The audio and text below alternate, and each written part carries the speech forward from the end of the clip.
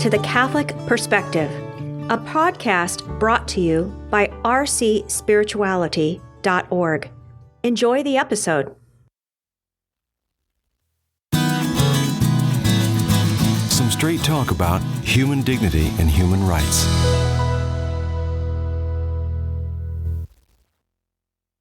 Everyone is talking about human rights these days, but not everyone is in agreement about how to reconcile conflicting human rights claims.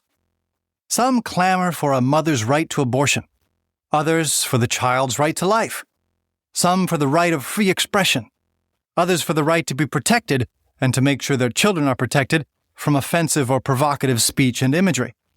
Some fight for the right to express their religion in public by praying in schools, for instance, while atheists complain that violates their right to live without God. How should society deal with all these conflicts? How should a conscientious Catholic deal with them? The answer is not an easy one, but there is an answer. To evaluate and reconcile different human rights claims, you have to start at the source of every human right. You have to know where rights come from and what they are for. The source of human rights is commonly referred to as human dignity, the intrinsic quality of every human being that makes moral demands on other human beings. In other words, because of what human beings are by nature, every one of them deserves to be respected, treated fairly, and helped by others. That respect and fair treatment takes concrete form in human rights. That's where rights come from. But what are they for? Respecting each other's rights is the only way to guarantee every human person a decent opportunity to achieve his or her full human potential. For instance, starving children have a right to food because without it, they will die, and death removes every opportunity for a child to develop his or her human potential. So rights stem from human dignity, and they are for human development. But the discussion doesn't stop there.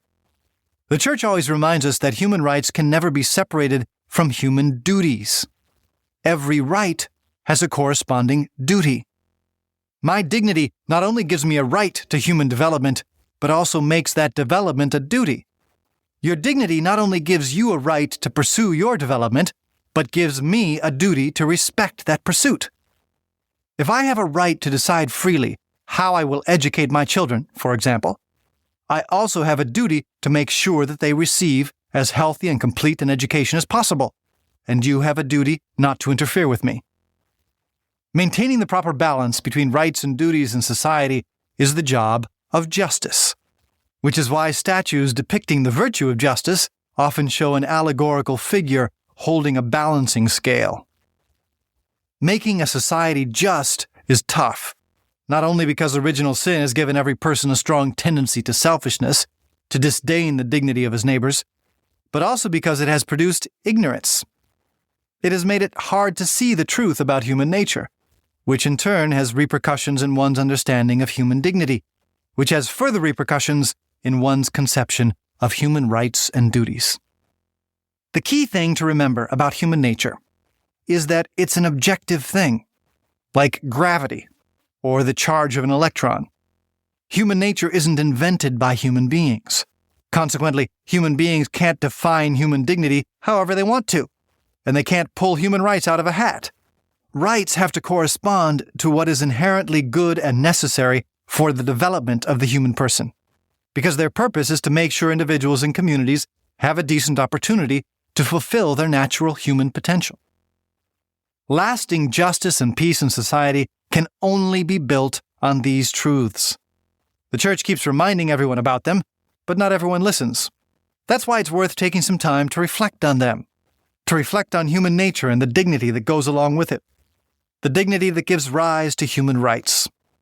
Looking at human dignity from the three perspectives of common human experience, philosophy, and God's revelation will clear away the confusion and provide a dependable reference point for distinguishing between true and false human rights. Let's start with common human experience. Experience shows that there's something different about people. There just is. Adam discovered it early on.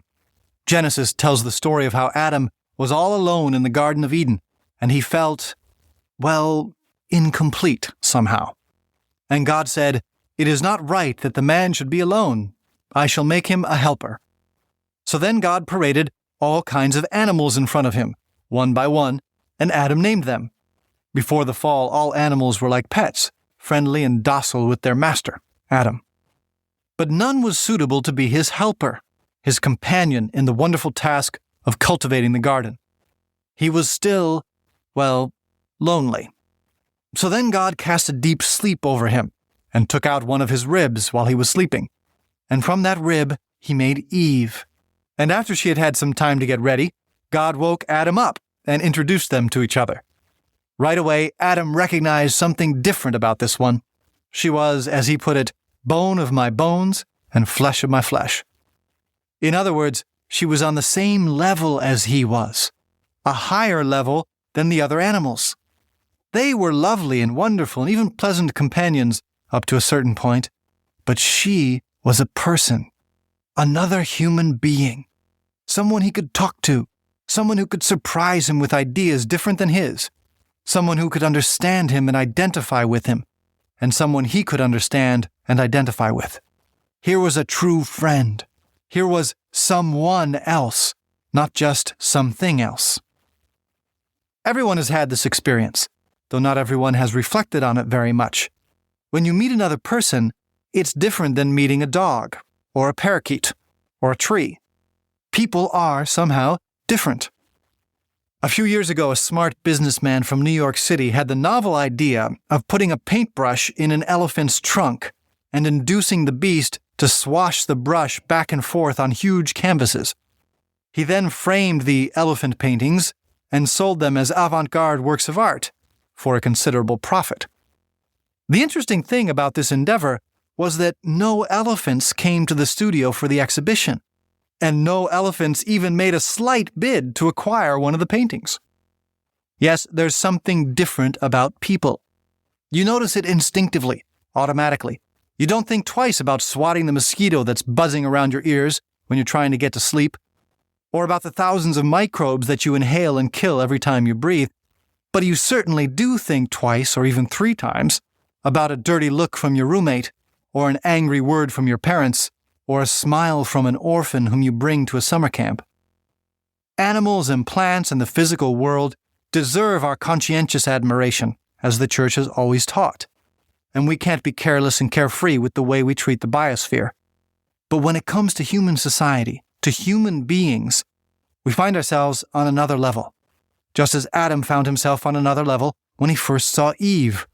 Here is another person, another someone, who ought to be treated with fairness, respect, and compassion, just as I expect him or her to treat me. That's the common experience of human dignity, evident even in kindergartners. Philosophers like to reflect on the why behind this difference, on what puts human beings on a higher level than any other creature in the visible universe, on what is the source of human dignity. Most of them agree that it has to do with the fact that only human beings are by nature self-conscious, intelligent, and morally free. In other words, of all the visible creatures in the universe, only human beings don't act just by instinct. They have the capacity to reflect, to consider, and to choose. In choosing to do good, they fulfill their human potential, while in choosing to do evil, they frustrate it. This capacity, the philosophers say, is the source of their unique dignity. Lately, many scientists have been spending a lot of time and money trying to show that this isn't really true, that animals and people, and even machines, are pretty much all the same, just different combinations of the same material elements. It's interesting to note that none of the animals or machines that they have been spending so much time and money experimenting with have given any evidence of doing similar experiments on the scientists. But that's a topic for another talk. So the philosophers, at least the ones who have preserved their common sense, say that people treat people differently because people are different. They are, by nature, self-aware, intelligent, and morally free, and this gives them human dignity, which deserves to be respected. Experience and philosophy can get us that far, which is pretty far. God's revelation gets us even further. It goes to the deepest roots of human dignity, which is probably why the whole discussion of human rights arose only in Christian society. The Bible and the Catechism explain that human beings have a special dignity for 3 reasons. First, because they are created in the image of God. Second, because they have been redeemed by the blood of Christ. And third, because each one is loved personally by God and called to live in communion with Him now and for all eternity. That goes for everyone, no exceptions. As the Second Vatican Council put it, the dignity of man rests above all on the fact that he is called to communion with God. This invitation to converse with God is addressed to man as soon as he comes into being. The rest of creation exists only to help that conversation, not to enter into it. So rocks and rats don't have rights, but human beings do. Precisely because every human being is called to that truly marvelous destiny, it is unfair to willfully hinder anyone from achieving it, by forbidding them freedom of worship, for instance, or starving them, or enslaving them. To do so would be to violate their rights, thus acting contrary to their dignity. Experience shows us that there's something different about human beings. The philosophers point out that that difference consists essentially in self-consciousness, intelligence, and moral freedom. And the Church, interpreting God's own word in Scripture and in Christ, reveals the reason why mankind has been made so unique, so people can enter into a vital and personal relationship with God, now and for all eternity. That's the intrinsic dignity of human nature, whether we like it or not. True rights, like the rights to life, to basic education, and to equality before the law, are always linked to whatever is inherently necessary for the full flourishing of that nature. False rights, like so-called animal rights, are false precisely because they have nothing to do with the healthy development of human nature. In fact, they often go against it, thereby violating human dignity. This is why the Church has consistently taught that society, which exists to protect rights and duties, must always be based on truth, the truth of human nature. And that's why false rights always have to redefine truth, saying that a child isn't really a child, for instance, or saying that there are really 5 genders instead of only 2, or that a tree is equal in dignity and so has the same rights as your cousin Ralph. The balancing act between rights and duties in human society is never an easy one. But without a clear idea of where rights come from and what they're for, it becomes impossible. And that's why the Church never tires of reiterating these principles, and thereby helping all people distinguish between true and false rights and duties, thus making an incomparable contribution to justice, peace, and human fulfillment. And that's some straight talk about human dignity and human rights.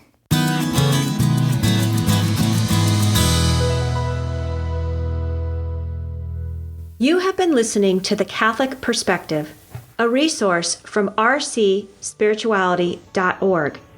Please visit our website and check out more great resources to help you pray, learn, grow, and go. Please join our team of digital missionaries by subscribing at rcspirituality.org.